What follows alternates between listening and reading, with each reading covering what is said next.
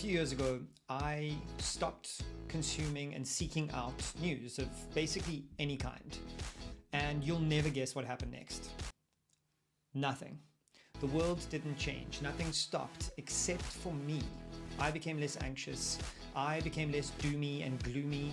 I became less angry all the time. But the world continued. The people moaning about the news kept moaning about the news. The bad things happening kept happening. Really nothing changed because I stopped consuming the news. And in this video, I want to explain to you why I stopped reading the news as somebody who studied journalism, and what Rob McElhenney and Ryan Reynolds taught me about community. So let's get into it. Chapter 1, no news.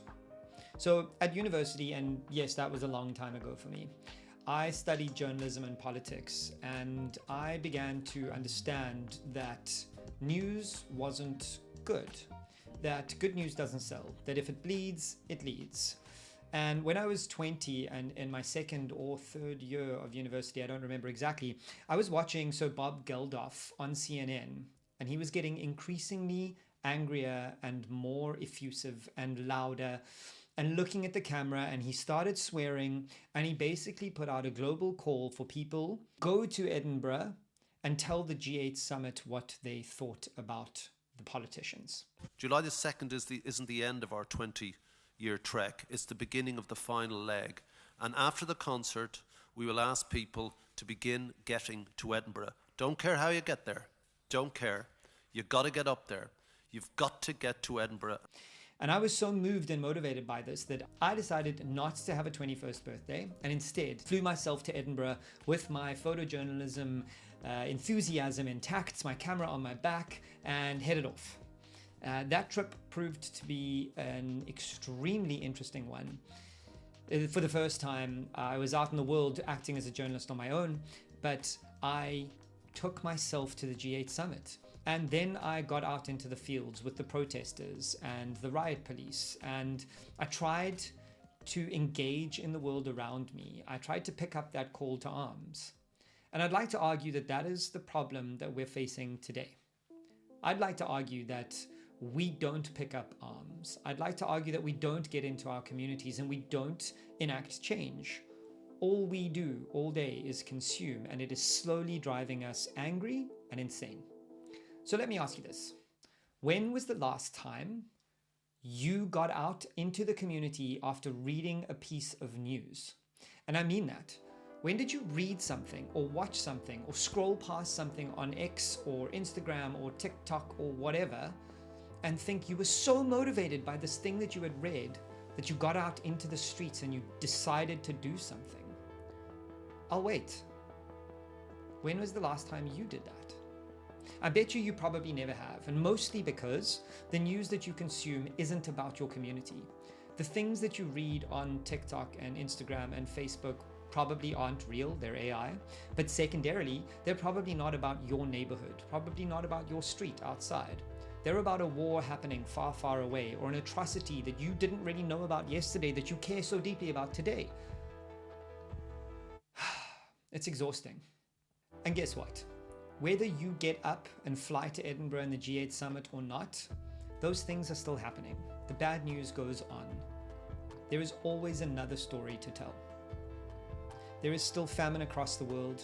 There is still bad stuff going on everywhere. All of those bad things happen all the time. And you know what? I choose not to consume it. I choose not to read it. I choose not to know about every bad thing that happens everywhere in the world.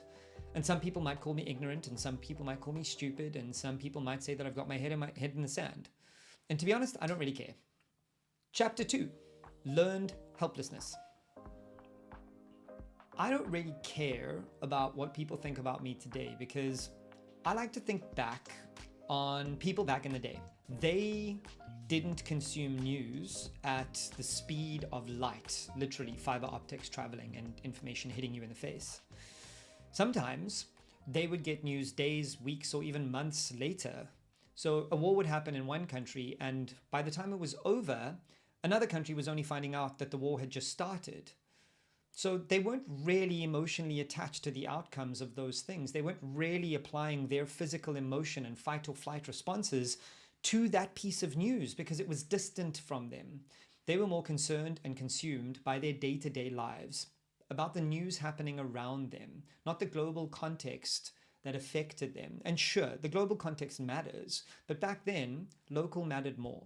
Back in 1975, a psychologist named Martin Seligman came up with the phrase, or coined the term, learned helplessness.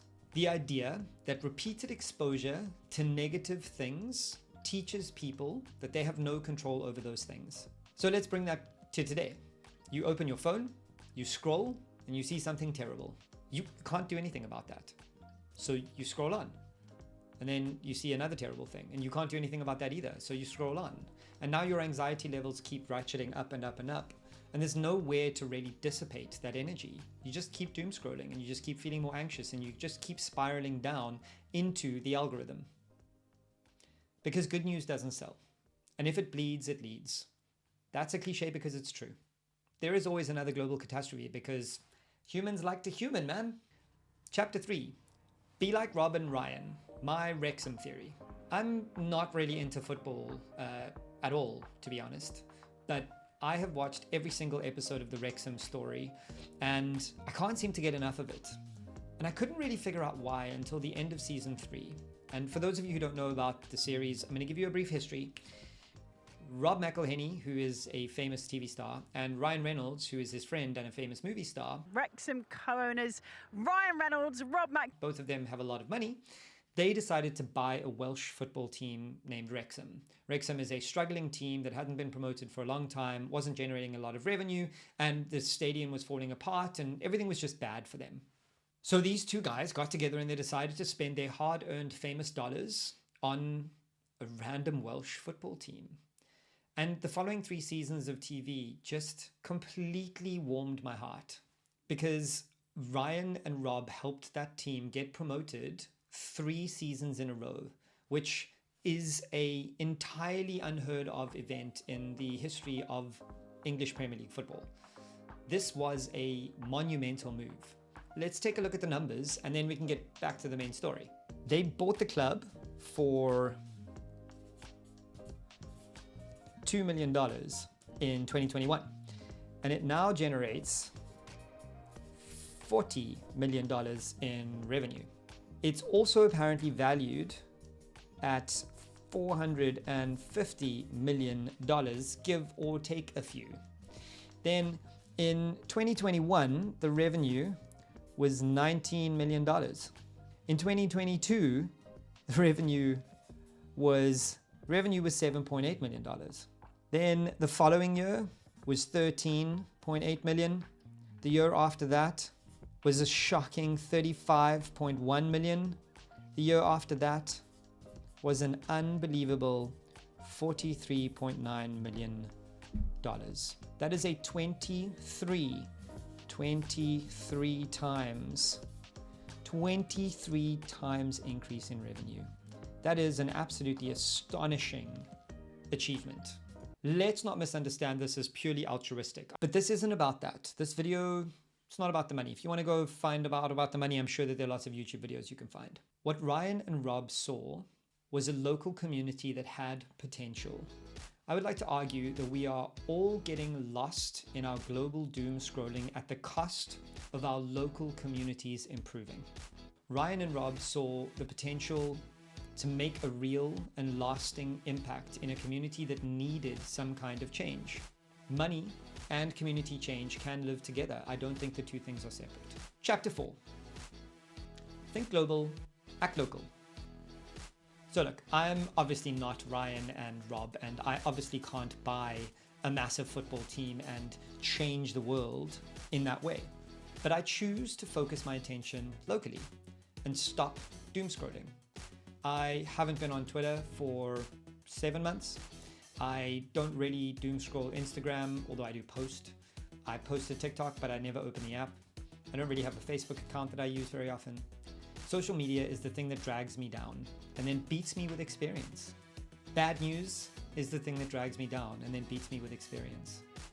I believe that when news is important enough, it bubbles to the top, regardless of whether I am looking for it or not. How much external trauma and guilt can I carry? Can anybody carry for the world? I don't think that that is the sane way to exist in your communities. So I've chosen to focus my attention locally. And I do things that I think make sense, that I think you should consider doing. I read local news. I buy local newspapers, and when I can, I find local magazines. And mostly I browse local news sites in Dutch about Amsterdam, because that's where I live. I don't really read much news about my home country, South Africa. I don't really read a lot of news about London, where I used to live. I live here now, and I can impact this community, so I choose to do so. And I do so in small ways that affect my immediate proximity. I walk down the street and pick up trash so that my neighbors can see that I'm contributing, even though I don't speak their language properly. When my neighbors need help, I help them. When I have extra banana bread, I contribute and give it to my neighbors, and they reciprocate. It's an incredibly rewarding experience to live with your neighborhood, as opposed to doom scroll while living in your neighborhood. And I want you to start considering about the potential of your neighborhood, the potential of your local impact. Like Rob and Ryan did. They saw financial upside, but they also wanted to change a community. And the research shows that they actually did, if you can believe it. Not only did they build a better football team and help the communities stabilize and preserve the local community's culture, a University of Michigan study over the same period found that not only did they improve the football team, but Wrexham went from one of the lowest to one of the highest employment rates in Wales. As a result, this also attracted 16% more funding to local initiatives than would have previously been allocated to this area. This is real impact and real change from people who didn't live in this city or country or continent. They just saw a local community that needed help. And you don't have to do that. You don't have to buy a football team to make a change. The researcher's own conclusion is quotable. Sports storytelling can genuinely transform communities. And I think that this is what a sane future looks like. This is what my future looks like. Thinking globally, building things that help people all over the world, but acting locally too. Because I don't want to just live in my little apartment and ignore everybody else around me. I want to feel edified and contributing to a community that grows as I do. And I also don't want to doom scroll anymore. I also don't want to constantly worry that the world is doomed. But I do want to make an impact. And I think that this is how. So I urge you to get off your phones, stop doom scrolling, read local news, and go outside and talk to your neighbors.